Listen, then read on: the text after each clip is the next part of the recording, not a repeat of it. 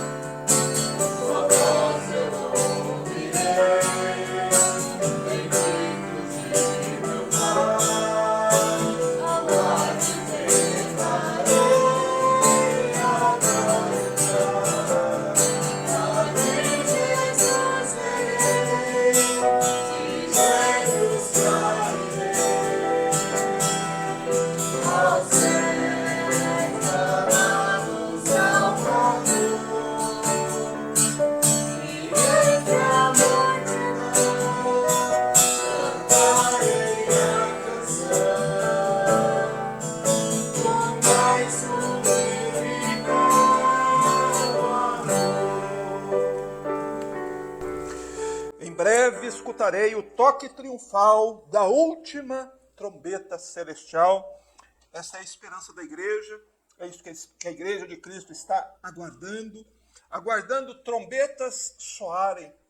E quando essas trombetas soarem, elas serão ouvidas pelo mundo todo e elas produzirão efeitos na terra. Então 6 trombetas tocarão, e quando tocar a 7ª, Jesus Cristo vem. E ao seu comando, todos os que estão nos sepulcros retornam à vida. Louvado seja Deus. Essa é a esperança cristã. Meus irmãos, está por vir um dia único na história. O dia do retorno triunfal do Senhor Jesus Cristo. É neste dia que o próprio Senhor Jesus disse que todos os que dormem no pó da terra irão ressuscitar. Isso é esperança para nós, irmãos. Isso é esperança para todo aquele que serve a Deus e que crê no Evangelho. Pois escute, então, o que o próprio Senhor Jesus Cristo disse sobre esse dia. Ele disse assim: não vos admireis disso, porque virá a hora em que todos os que estão nos sepulcros ouvirão a sua voz e sairão. Os que tiverem feito bem para a ressurreição da vida, os que tiverem feito mal para a ressurreição da condenação. Ora, o próprio Senhor Jesus disse que a ressurreição será assim, um ato único, visível, que acontecerá no mesmo dia, no mesmo instante, e que todos os mortos ressuscitarão para receberem o que tiverem feito por meio do corpo. Nós não queremos nos deter a controvérsias a respeito disso. Porque há muitas teorias, muitas ideias a respeito da ressurreição. Uns dizem que será assim, outros dizem que será assim. E eu tenho isso por procedimento pessoal e aconselho a todos que façam o mesmo. Não se apegue às teorias. Apegue-se ao que o próprio Filho de Deus disse. Porque, como disse um antigo pregador, não pode estar errado quem se apega às palavras do próprio Filho de Deus. Aleluia, louvado seja Deus. Então, essa é a esperança, essa é a promessa, é isso que os crentes estão esperando. A hora em que todos ouvirão a voz do Filho de Deus e sairão. Meus irmãos, neste dia, todos os corpos que dormem no pó da terra receberão corpos imortais, corpos indestrutíveis, corpos imperecíveis. Todos receberão corpos assim. Mas um aspecto da ressurreição que nós nunca devemos nos esquecer é que Deus não esquecerá de ninguém.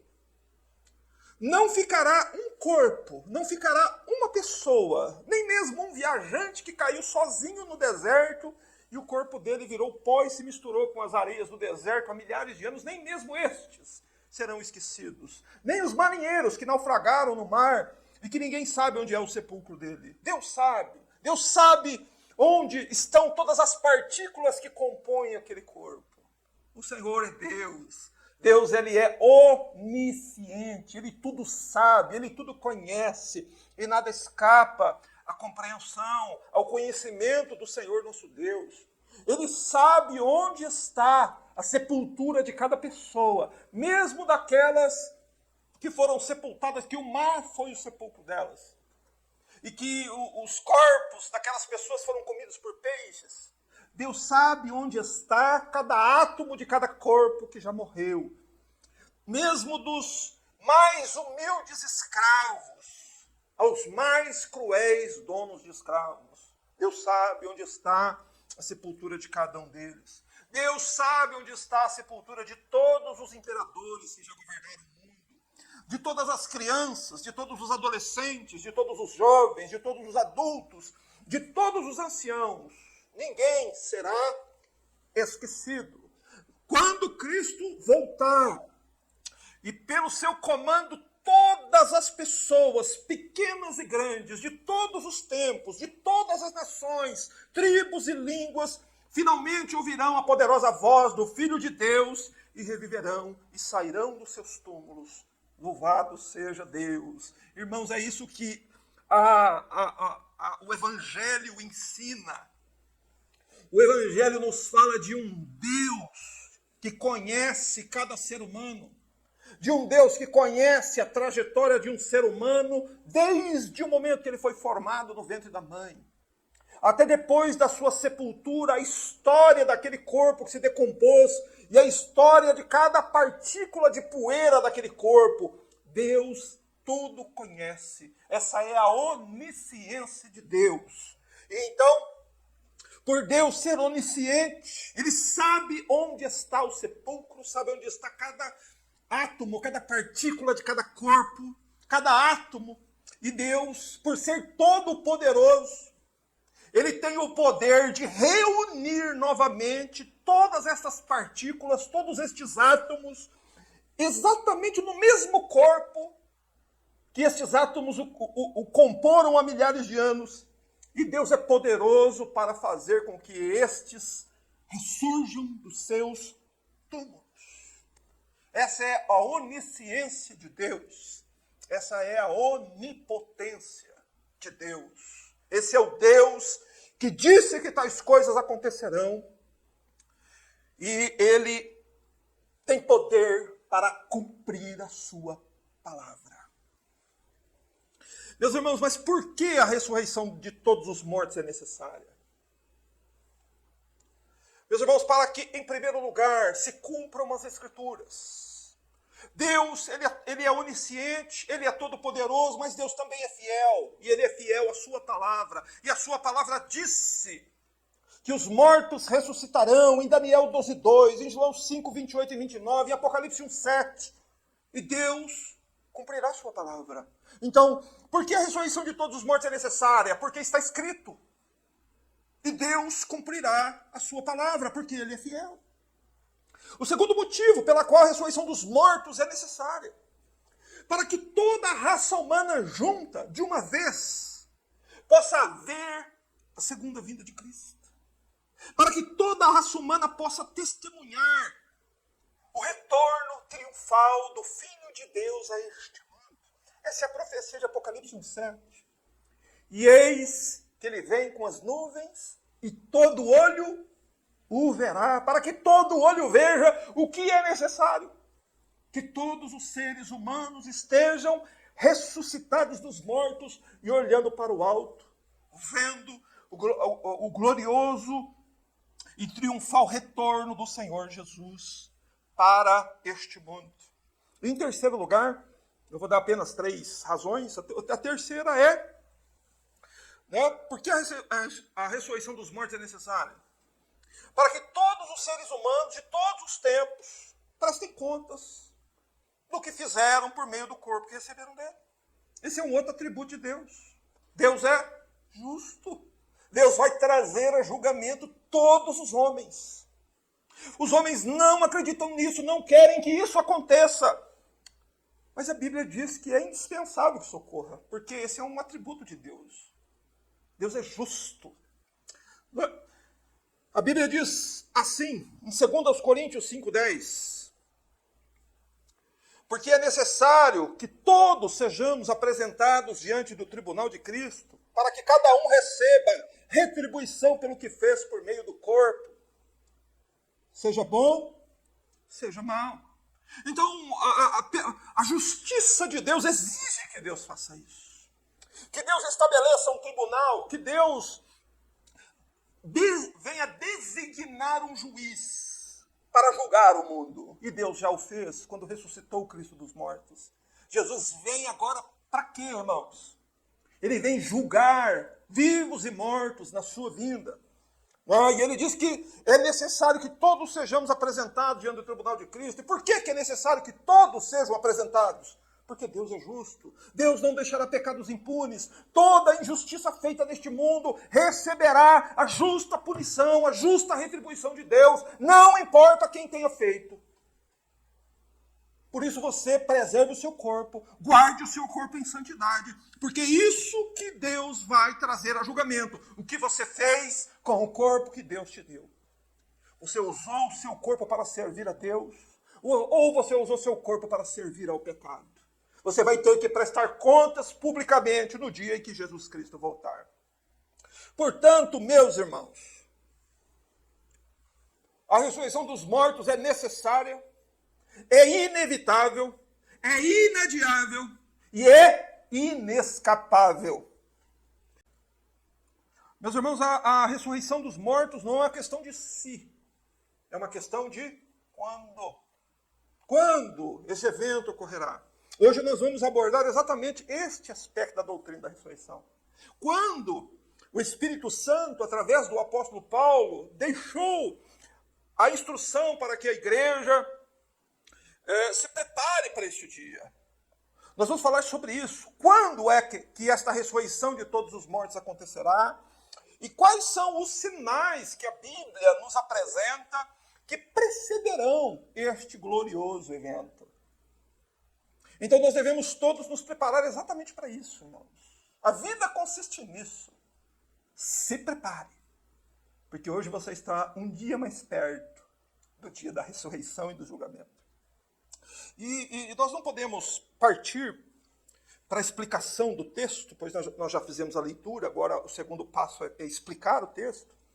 Mas nós não podemos fazê-lo sem antes relembrar os irmãos que a doutrina da ressurreição dos mortos é o pilar central do cristianismo e da fé cristã. É a doutrina da ressurreição. E por que a doutrina da ressurreição é o pilar central, que sustenta todo o edifício do cristianismo? Porque a nossa fé, a fé de um cristão, é fundamentada no Evangelho. E o Evangelho nos informa que Deus enviou o seu Filho Jesus para morrer por nossos pecados. E ao terceiro dia ressuscitar e aparecer corporalmente, de modo visível, para centenas de pessoas. O Evangelho nos informa isso. 1 Coríntios fala a esse respeito. E Jesus permaneceu ainda 40 dias junto aos seus discípulos, ressurreto, com seu corpo ressurreto e glorificado. Mas depois de 40 dias, o que aconteceu? A Bíblia nos ensina no primeiro capítulo do livro de Atos, que Jesus Cristo foi elevado às alturas diante dos olhos dos discípulos. E a Bíblia continua falando que Jesus subiu aos céus e assentou-se à direita de Deus nas alturas. E que no fim dos tempos, este mesmo Jesus que os discípulos viram subir, este mesmo Jesus retornará a segunda vez. E quando ele retornar, ele vem julgar todos os mortos, um por um.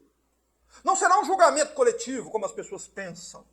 Será um julgamento pessoal. Em um dado momento da história da humanidade, os olhos do Filho de Deus estarão postos exclusivamente sobre a minha e a sua vida, porque Deus trará a julgamento todos os mortos, um por um. Assim diz Apocalipse capítulo 20, versos 11 a 15. Portanto, entenda, se lembre sempre disso. A doutrina da ressurreição é a doutrina central na fé. É por causa da doutrina da ressurreição que nós cremos em um Salvador que morreu por nossos pecados e ressuscitou. É por causa desta doutrina que nós nos preparamos para o dia final, porque nós sabemos que, por fim, Deus irá ressuscitar todos os mortos por meio de Jesus Cristo. E é nosso dever como cristãos, é nosso dever como povo de Jesus, termos intimidades com estas palavras, conhecermos muito bem essa doutrina, exercitar o nosso coração nestas palavras, porque fazendo isso, o nosso coração se encherá de esperança. Porque nós vivemos, meus amados, em um mundo que tudo está morrendo. Porém, a Bíblia diz que, ao fim, todos haverão de ressuscitar. Nós vamos falar hoje sobre a parte final do capítulo. Versos 50 a 58, qual lemos no início. E o que é que o apóstolo Paulo faz agora? A partir do versículo 50. Paulo faz o que ele fez já uma outra vez aqui no capítulo 15. Paulo antecipa dúvidas e fornece as respostas. Quais dúvidas? As dúvidas que surgiriam, as dúvidas que ainda poderiam surgir, seria quando acontecerá a ressurreição? Deus não nos deixaria sem resposta. Deus, ele não nos deixaria sem informações de quando a grande ressurreição ocorreria. E a segunda dúvida que Paulo responde aqui é o seguinte: o que vai acontecer com as pessoas que estiverem vivas no dia da ressurreição de Cristo? Então são essas duas perguntas que Paulo procura responder, essas duas possíveis dúvidas.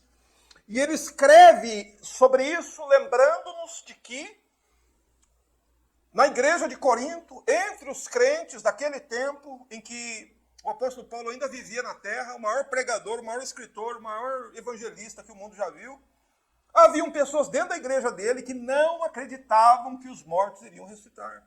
E por causa disso, Paulo escreve esse extenso capítulo. Só que não podemos nos esquecer de um ponto.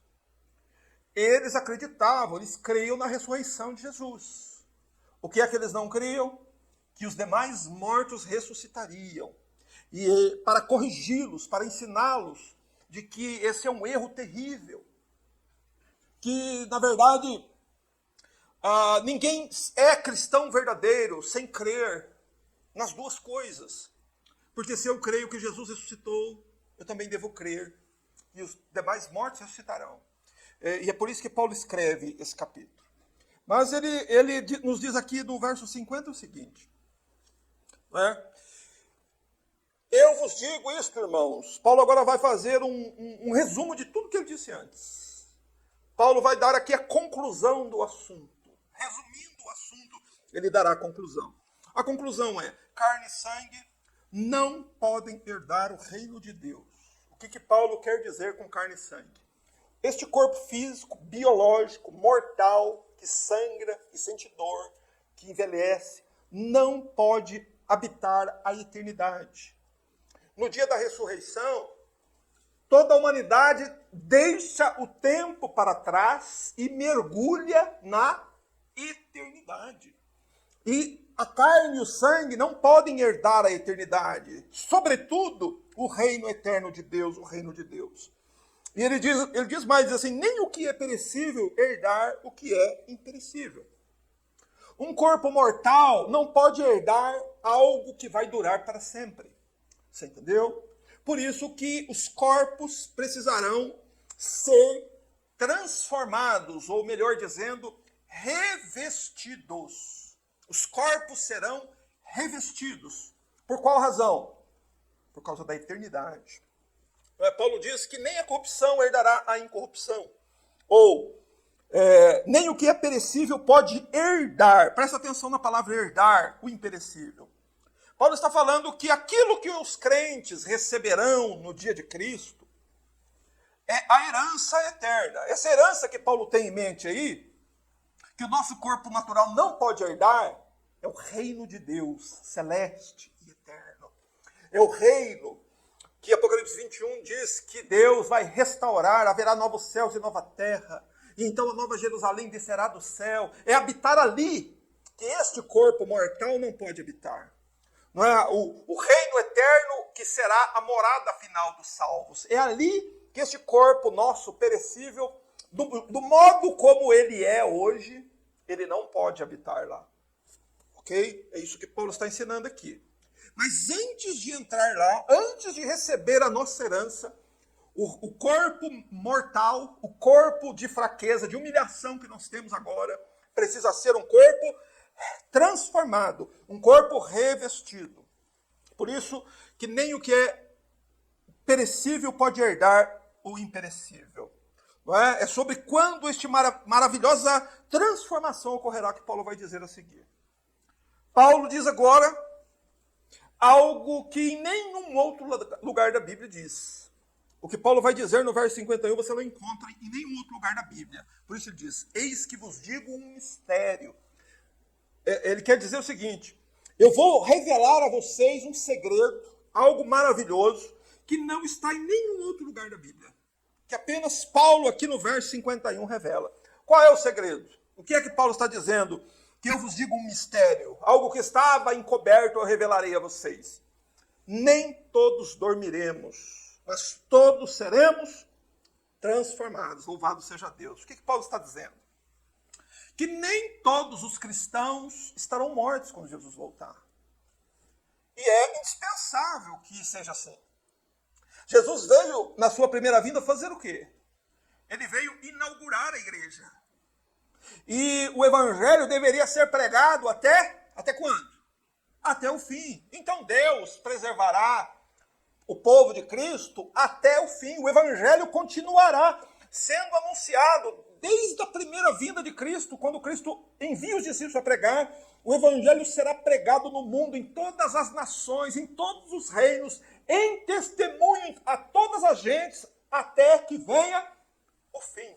Por isso que ele diz, nem todos dormiremos. Haverão crentes no dia que Jesus Cristo voltar. Crentes vivos, a igreja estará ali pregando o evangelho, anunciando o caminho da salvação. Isso também, no que diz respeito à oportunidade aos homens. Por que o evangelho precisa ser pregado até o fim? Por causa de um outro atributo de Deus. A misericórdia. Então veja que Deus, por sua misericórdia, manterá crentes vivendo no mundo sob as mais terríveis opressões e perseguições com um propósito. Que o evangelho seja anunciado e mais uma alma seja salva. Mais alguém creia no evangelho. Por isso que ele diz, nem todos dormiremos. A igreja não vai ser dizimada da terra. A igreja vai permanecer sobre a terra até Jesus Cristo voltar, porque quem sustenta a igreja é o próprio Cristo.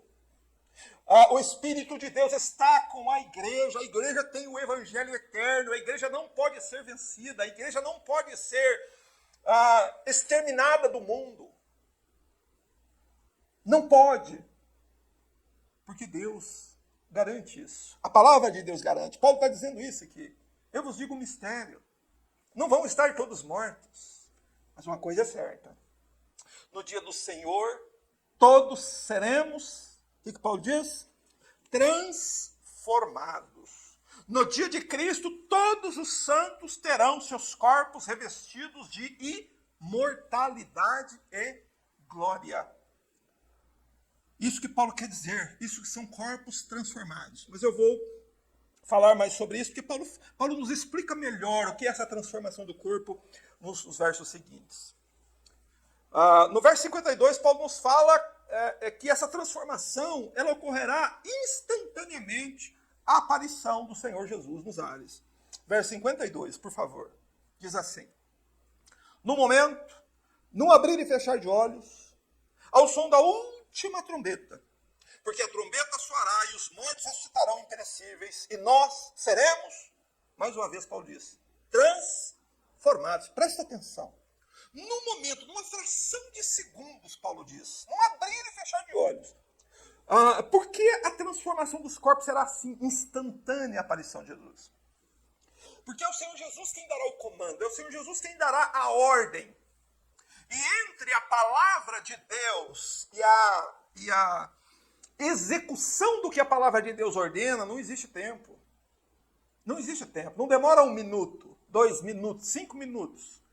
Quando Deus fala, aquilo acontece na hora. Por isso que é num momento, num abrir e fechar de olhos. Só que Paulo diz que é ao ressoar. Qual é o sinal de que agora os mortos vão ressuscitar? Ao som da última trombeta.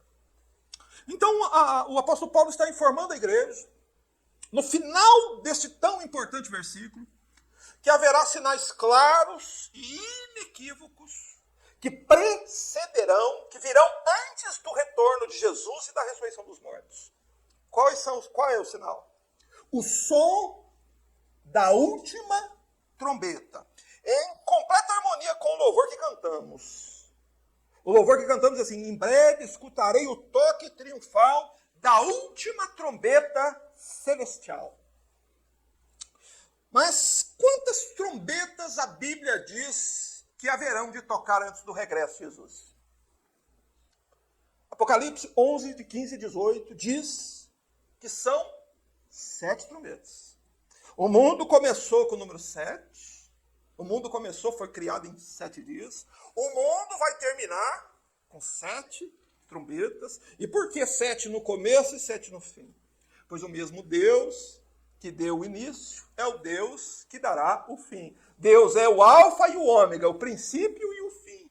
Por isso Deus anunciou que o fim do mundo se dará com o toque de 7 trombetas. Então, olhando o que Paulo está nos ensinando aqui, ao som da última trombeta, porque a trombeta soará, nós precisamos ter em mente que antes deste dia, as 6 primeiras trombetas já haveriam de ter tocado. E por que a profecia fala sobre trombetas? Por acaso, quando uma trombeta soa, ninguém escuta nada? Seria coerente, seria lógico usar um termo assim para se referir a algo que ninguém iria escutar? Para mim não. Para mim não parece lógico. Para mim não parece que Deus usaria um termo assim. Pois se Deus usou o termo trombetas, que trombetas soariam anunciando o retorno de Jesus, e 7 trombetas, e que o toque de cada uma delas faria com que todos os habitantes do mundo ouvissem, não apenas o som da trombeta, mas os efeitos que cada trombeta produziria no mundo. Não seria lógico, nem prudente, nem sábio da minha parte interpretar que ninguém ouviria o toque dessas trombetas. Porque realmente as pessoas estão esperando uma segunda vinda assim, sem nenhum sinal de precedência. As pessoas estão esperando uma segunda vinda assim, pode acontecer agora. Mas ao ler a Bíblia, irmãos, com seriedade, com honestidade, sem querer sustentar nenhuma tese ou nenhuma ideia, apenas deixando o texto bíblico fluir, nós chegamos à conclusão de que, sim, os eventos do fim serão tanto audíveis quanto visíveis. Pois Deus fará isso por misericórdia dos homens, para que os homens percebam realmente que algo inacreditável e inédito vai acontecer. E Deus, então, fornece o toque das trombetas. E Paulo nos diz aqui que a ressurreição dos mortos acontece enquanto a última trombeta estiver soando. Enquanto os moradores do mundo estiverem ouvindo o som da última trombeta, qual é o efeito que o som dessa trombeta trará no mundo? Os mortos ressurgirão, todos dos túmulos. Então você deve prestar bastante atenção. Esse dia se aproxima.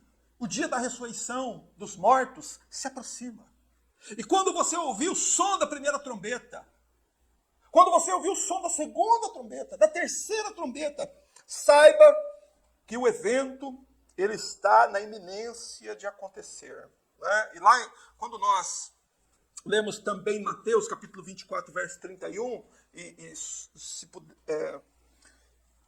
nós vamos perceber que o próprio Filho de Deus está descrevendo como será o seu retorno. Por favor, eu gostaria que os irmãos abrissem lá, Mateus capítulo 24, lá no sermão profético, Mateus capítulo 24, verso 31, veja como o próprio Senhor Jesus descreve a sua segunda vinda. Veja, como Paulo escreveu em perfeita harmonia com o ensino de Cristo. Vamos ler do verso 30 ao 31, por favor, né? Ele diz assim: então aparecerá no céu o sinal do Filho do Homem, e todas as nações da terra se lamentarão, e verão o Filho do Homem vindo como? Com poder e grande glória, aonde? Sobre as nuvens do céu. E ele enviará seus anjos com quê? Com alto som de trombeta. Então, a própria descrição que o Senhor Jesus dá da sua segunda vinda diz que o sinal da iminência é um alto som, um alto clangor, um alto toque de trombeta. É o que Paulo está dizendo aqui em 1 Coríntios 15:52. É o som da última trombeta. Essa trombeta, quando ela tocar, os mortos, então, ele diz, ressuscitarão como? Incorruptíveis ou imperecíveis. O que significa isso? Que os mortos, as pessoas que estiverem mortas naquele dia, retomarão seus próprios corpos, certo? Com suas características pessoais, assim como foi o Senhor Jesus na ressurreição dele. Né? Jesus pôde ser reconhecido quando ressuscitou? Claro, os discípulos o reconheceram. Ele é o Senhor. Né? Teve um dos discípulos, Tomé, o incrédulo, que quando tocou nas feridas do corpo do Senhor Jesus, disse, Senhor meu e Deus meu, louvado seja Deus. Ele reconheceu Jesus pelo corpo que Jesus tinha. Jesus ressuscitou no mesmo corpo que ele tinha. Só que um corpo daí glorificado, com características da glória celestial. Mas aqui o apóstolo Paulo está dizendo que os mortos ressuscitarão com corpos revestidos de imortalidade. E todos os mortos, todos eles, todos os mortos, ressuscitarão com corpos imortais, imperecíveis. Você entendeu? Corpos que não podem mais morrer, não podem mais ser destruídos, nem dentro de um lago que arde com fogo e enxofre por toda a eternidade. Estes corpos podem ser destruídos. Então, pelo amor de Deus, entenda quem você é. Você é uma criatura que vai viver para sempre. Embora não pareça agora, embora você tenha agora um corpo que está envelhecendo, adoecendo e morrendo, a Bíblia diz, Deus diz, o Espírito Santo diz, o Filho de Deus diz, o apóstolo Paulo disse que os mortos vão ressuscitar com corpos imortais. E nós, Paulo diz, final do verso 52, e nós, Paulo se refere aos que estarão vivos. E nós, os vivos, seremos transformados. Não é? Devido a uma compreensão equivocada dessa palavra, há pessoas que acreditam que receberão um corpo novo. Que não vai ser com o corpo que ele morreu, que ele vai permanecer. Que essa transformação fala de uma transformação de um corpo novo. Mas os corpos serão imortais. E os salvos terão corpos transformados. Não é? Veja o que como Paulo dá uma ênfase nisso no verso 53. Versos 53 e 54, Paulo repete a palavra revestir 4 vezes. Ele diz assim, pois é necessário, veja, quando ele fala é necessário, quer dizer é indispensável, que aquilo que perece, o que é aquilo que perece? Esse corpo aqui, esse corpo biológico, ele seja revestido do que é imperecível. Esse corpo mortal precisa ser revestido. Note a ênfase nessa palavra. O que é ter o corpo revestido? A palavra grega aí significa mudar de roupa. Então você não vai mudar de corpo. Você vai mudar de roupa. Não é? Nós não vamos mudar de corpos. Isso deve ficar bem claro para nós. Nós sim mudaremos de natureza, de seres terrenos imortais para seres imortais e dotados de qualidades celestiais. Isso que Paulo quer dizer, que aquilo que perece precisa ser revestido do que é imperecível, e o que é mortal precisa ser revestido do que é imortal. É isso que Paulo quer dizer. A realidade sobre a doutrina da ressurreição é a seguinte: o plano de Deus para a humanidade é a continuidade do corpo que nós possuímos hoje. Pois cuidado com o que você faz com o seu corpo. Cuidado com o pecado. Quando você está entregando o seu corpo ao pecado, é com esse corpo que você vai viver para sempre.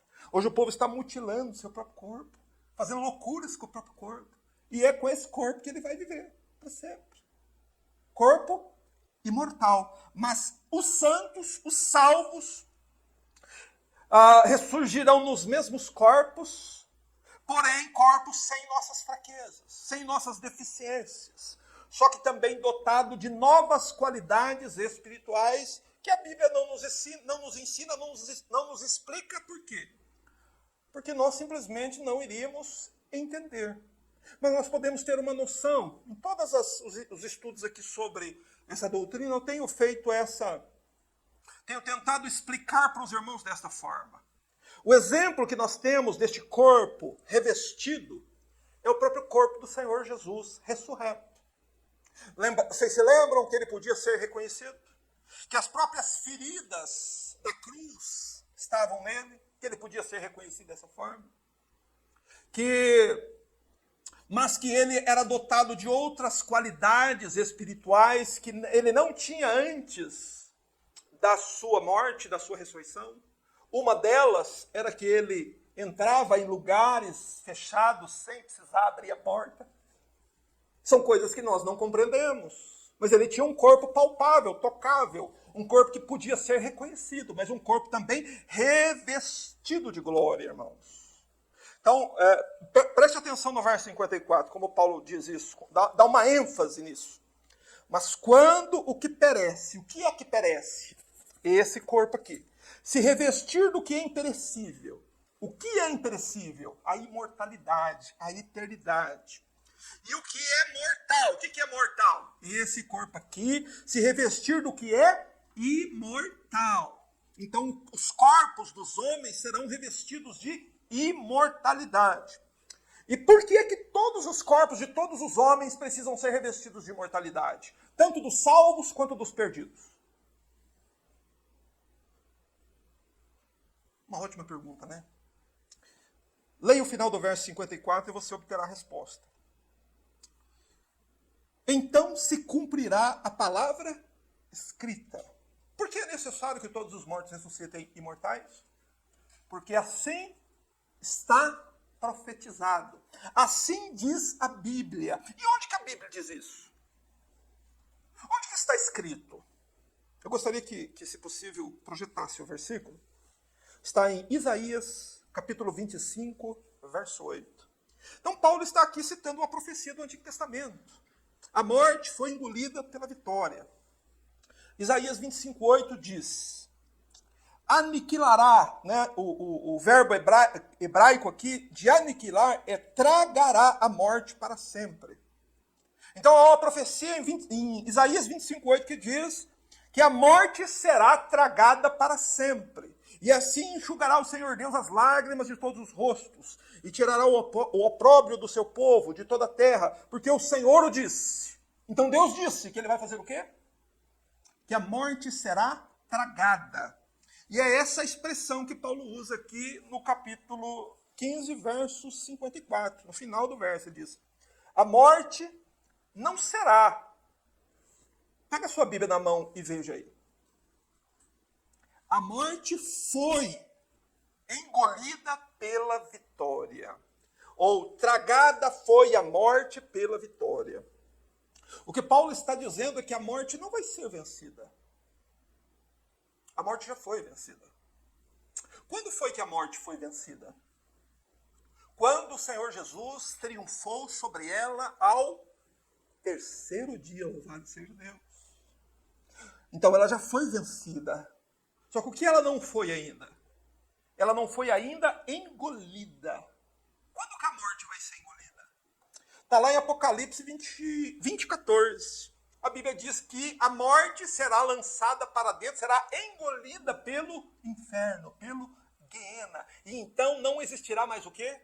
Mais morte. A morte vai ser jogada para dentro do inferno. Essa é a profecia de Apocalipse 20, verso 14.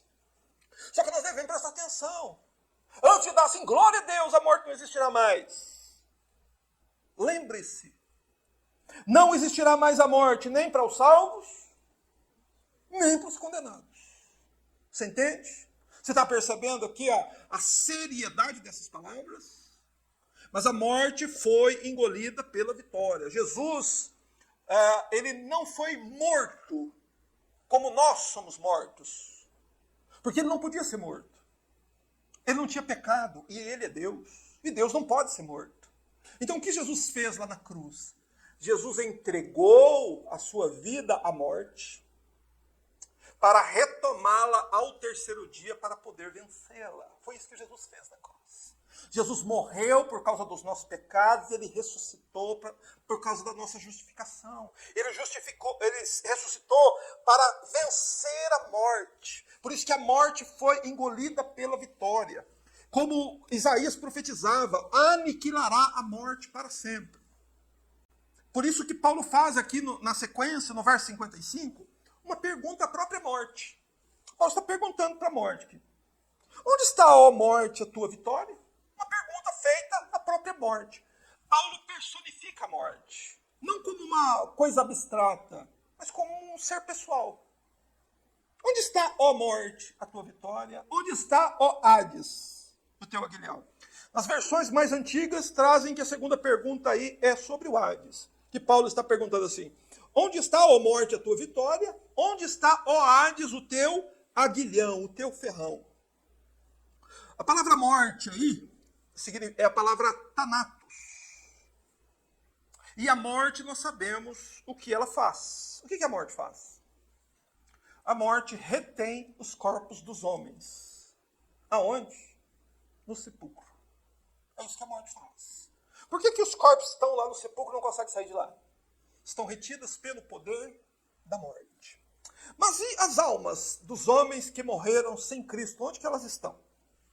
Agora, nesse exato momento. No Hades. Então entenda o que Paulo está dizendo aqui. Onde está, ó morte, a tua vitória? Onde está, ó Hades, o teu aguilhão?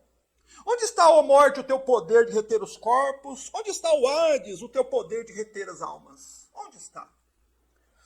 O Hades, só fazendo uma explicação aqui, e eu pretendo falar sobre ele amanhã, às 17 horas, mas só dando uma explicação bem objetiva sobre o Hades. O Hades é o lugar para onde vão as almas dos perdidos logo depois da morte física. A morte retém o corpo e o Hades retém a alma. Por isso que Paulo faz a pergunta aqui, a morte e o Hades. Onde está, ó morte, a tua vitória? Se todos os mortos vão ressuscitar, cadê a vitória da morte? Se todos os que estão no Hades vão ter que sair de lá para prestar julgamento a Deus, onde está a vitória do Hades? Você entendeu a pergunta de Paulo aqui, a morte ao Hades? Paulo está aqui se alegrando na vitória que Cristo obteve por nós lá na cruz. Porque a vitória que Deus nos dá não é a vitória sobre a crise financeira, não, irmãos. A vitória que Deus te dá não é a vitória sobre a doença do corpo, não, irmão. A vitória que Deus tem para você não é uma vitória sobre um casamento infeliz, não. Não é sobre uma questão de trabalho, de empresa ou de dívida. Não é essa vitória que Cristo conquistou na cruz, não. Cristo conquistou para nós uma vitória que nós jamais poderíamos conquistar. Cristo conquistou para nós, louvado seja Deus, a vitória sobre a morte e sobre o Hades. Aleluia! Louvado seja Deus. Por isso que o próprio Senhor Jesus proclama: eu que fui morto, mas eis que agora vivo para todo sempre, amém. E tenho as chaves da morte e do Hades. Apocalipse 1:18. Quem é o Senhor de tudo, irmãos? Cristo. Cristo é o Senhor dos anjos, Cristo é o Senhor dos demônios, Cristo é o Senhor da vida, Cristo é o Senhor da morte. Ele é o Senhor de tudo. Ele tudo governa. Ele tudo está nas mãos dele. E é este Senhor triunfante que nós estamos aguardando retornar. É um Senhor que tem o poder sobre a morte e sobre o Hades. Por isso que é pela palavra dele que o que vai acontecer? Todos os que estão nos sepulcros ouvirão a sua voz e sairão. Cristo vai lá e destranca os sepulcros. Cristo vai lá e destranca o Hades. E solta todo mundo. Mas solta para quê? Para que retomem seus corpos e sejam convocados para o grande julgamento. Mas, meus irmãos, muita gente tem essa dúvida, né? Se a morte foi vencida, por que as pessoas continuam morrendo? Paulo nos ensina sobre isso no verso 56. Ele diz assim: o aguilhão da morte é o pecado. Embora a morte tenha sido vencida, louvado seja Deus, e foi, o que os homens continuam fazendo? Continuam pecando. E a Bíblia diz então que o aguilhão da morte é o pecado. Amados, o aguilhão é uma espécie de vara com a ponta afiada que era usada pelos boiadeiros para levar os bois para o matadouro. Então, o aguilhão era uma vara comprida de ponta afiada que o boiadeiro usava. O boiadeiro precisava tirar os bois do pasto e levá-los para o matadouro. O que ele fazia? Ele ia lá atrás do boi, e o boi ia correndo, mas o boi não sabia para onde está correndo. Ele tem uma intenção, mas o boi não sabe para onde está indo. Então Paulo diz aqui que o aguilhão da morte é o pecado. O que leva os homens à morte é o pecado. Né? O pecado é o instrumento que nos fere e que nos mata. O instrumento da morte para conduzir os homens para a sepultura e seus espíritos para o Hades é o pecado. Cada vez que o homem peca, vem um aguilhão e o fere. E ele então corre um pouco mais rápido para onde? Para o sepulcro, para a morte, para o Hades. Por isso que a morte continua realizando sua obra. Cada vez que o homem peca, ele sente o ferrão da morte. Por isso que o pecado ele traz uma alegria muito passageira, é muito rápido a alegria do pecado. Mas o dano do pecado, ele é permanente. E por isso que a pessoa, depois de pecar, o que ela fica? Ela fica triste. Ela fica depressiva, ela fica... Porque ela está sentindo o ferrão, o aguilhão. Quando o aguilhão ferroava o boi, era como o ferrão do escorpião, doía.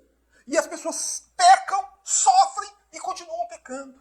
Só que quanto mais pecam, mais perto do abismo a morte vai os conduzindo. A morte é como um boiadeiro, vai conduzindo os bois para o matadouro, irmãos. Então, é por isso que o crente verdadeiro ele é chamado de santo. Ele não vive mais assim, ele não se entrega mais aos prazeres do pecado. Porque ele sabe que o aguilhão da morte é o pecado. Né? E a morte é como um boiadeiro que conduz os homens ao sepulcro. O aguilhão da morte é o pecado. Mas também há uma outra pergunta que nós poderíamos fazer que seria relevante. Por que Deus não impede a morte de continuar matando, se Jesus já venceu o terceiro dia? Importante a pergunta, né? O final do verso 56 nos explica.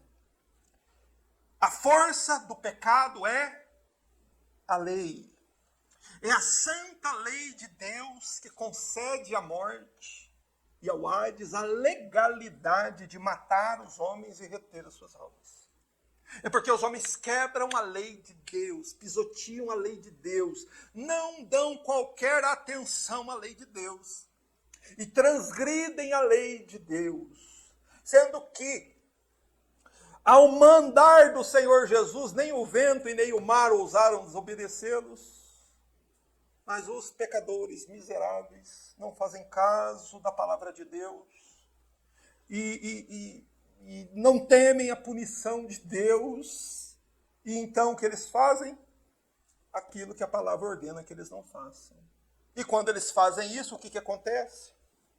O pecado ganha força e a morte ganha legalidade sobre os corpos deles. Por isso que os homens morrem. Essa é a razão.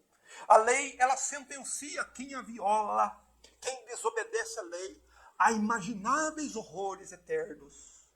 E tudo isso está escrito na lei. Só que os homens não dão muita atenção. Os homens querem ouvir mais falar nessas partes mais adocicadas da Bíblia. E não prestam atenção que a Bíblia fala de bênção, meus amados. Mas a Bíblia fala de bênção para quem? Para quem obedece a Deus. E a Bíblia fala de maldição, irmãos. Para quem? Para quem desobedece a Deus. Então é isso. O aguilhão da morte é o pecado e a força do pecado é a lei. Não é? E esse ferrão da morte, esse aguilhão, vai espetando os homens, vai ferindo os homens, conduzindo-os ao matadouro. Não é? E esse sofrimento que o pecado causa aqui no mundo, apesar de serem muito intensos para muita gente, pois todas as doenças, todas as tragédias, todo esse mal vem e existe por causa do pecado. Só que isso é apenas uma pequena amostra do que vem quando a morte traga o corpo e o Hades aprisiona a alma. É isso que acontece com os perdidos. Daniel chamou essas consequências dessa desobediência deliberada dos homens à lei de Deus de horror eterno. Daniel 12:2. Horror eterno. As consequências aqui da terra não são nem comparáveis. Não se pode imaginar as consequências, aquilo que é a morte e o Hades e o inferno depois do julgamento proporcionará a corpos indestrutíveis, né, por toda a eternidade. E é também pela lei de Deus, a força do pecado e a lei nos informa também que é pela lei de Deus que todos os mortos serão julgados por Deus no dia final. Mas, meus irmãos, então nós precisamos parar aqui, olhar e falar, meu Deus do céu. O dia da ressurreição dos mortos se aproxima. E agora? Eu pequei a vida inteira. Eu desobedeci a lei de Deus, nem conheço a Bíblia, nem sei o que eu devia evitar. Mas e agora o que eu faço? Há escape? Há solução? Veja como Paulo fala do escape. Paulo diz assim no verso 57. Mas graças a Deus, graças a Deus, que nos dá o quê? A vitória por meio de nosso Senhor Jesus Cristo. Deus nos dá a vitória, irmãos, por meio de Jesus. Não vitórias temporais. Quem fica dizendo isso para você não é enviado de Deus. É enviado do diabo. Porque quer desviar a sua atenção do pecado, do Hades, do julgamento da eternidade. Fica falando só de vitória terreal, mas Jesus não morreu na cruz para nos fornecer vitórias terreais, meus irmãos. Jesus Cristo veio nos dar a vitória sobre os inimigos que nós não teríamos força nem recursos para vencer.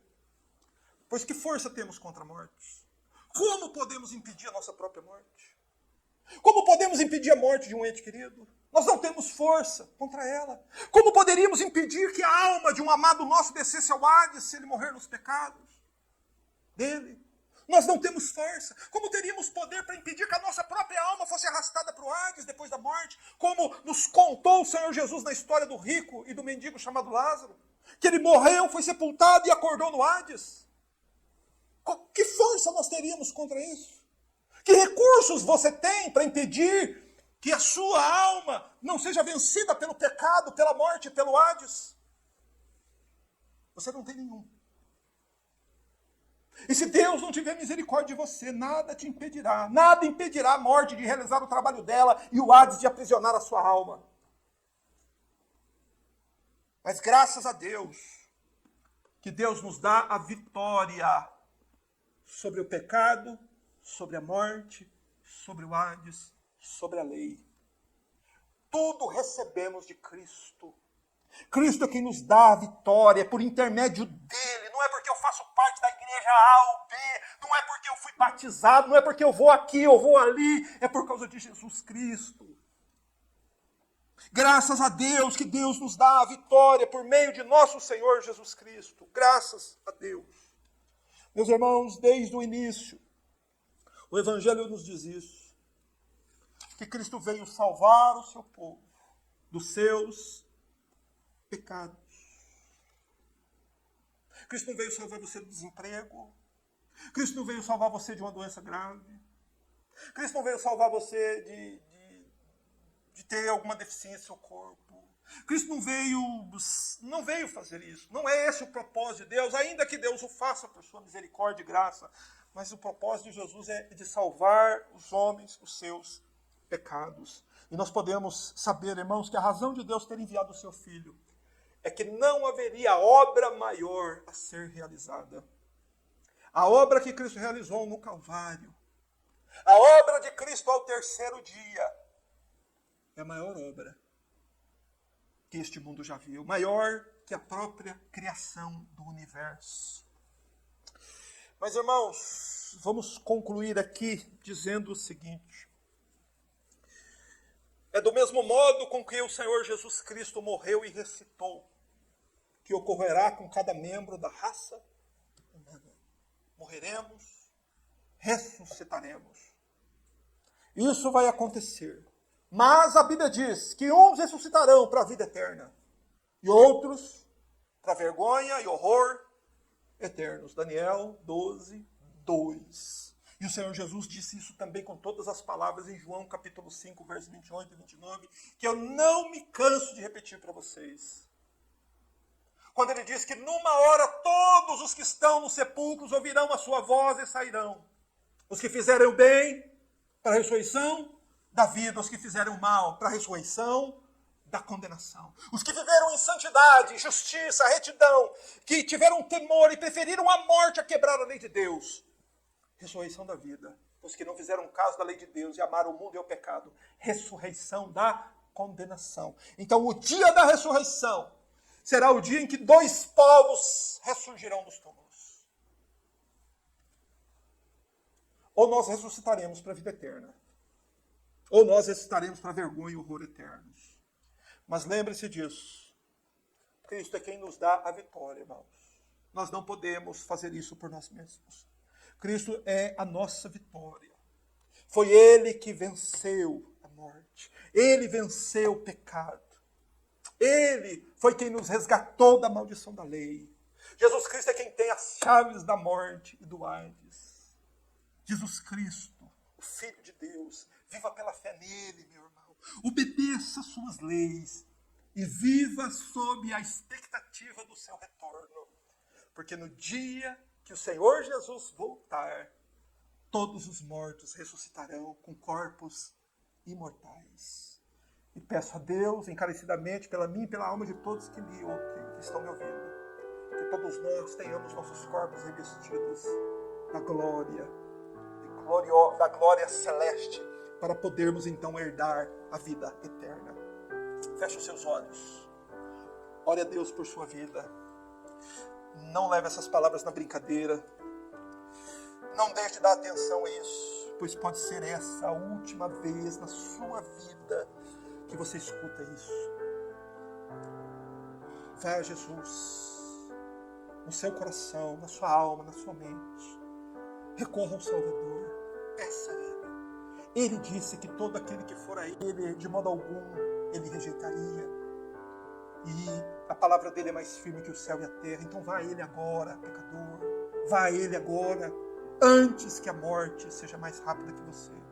Vá agora. Agora você pode ir. E Ele vai te receber. Bendito seja o nosso Deus e Pai. Pai de nosso Senhor e Salvador Jesus Cristo, que nos abençoou com tão ricas e preciosas bênçãos. Que nos abençoou, Senhor Deus, com semanas de estudos sobre esta tão preciosa doutrina. Bendito seja o teu nome, Senhor, pois somos indignos de ouvir estas palavras. Somos indignos, meu Deus, de conhecer estas coisas. Mas só sabemos, Senhor, porque foi tua vontade, iluminar a nossa mente, o nosso coração e levarmos-nos a conhecê-las. Ajuda-nos por tua graça, Pai, para que as almas que me escutam aqui pessoalmente possam hoje, Senhor, receber de Cristo o perdão dos pecados, a salvação, a vida eterna, e possam viver seguros, aguardando o dia da ressurreição de todos os mortos. Meu Pai, mas e as almas que ainda, Senhor, estão entre dois caminhos? E aqueles que ainda, Senhor, se demoram nos seus pecados? Oh Deus, tem misericórdia. Que seja esta pregação a pregação da salvação de muitas almas, para a glória do teu nome e louvor da glória de teu Filho. Assim te adoramos em nome de Jesus.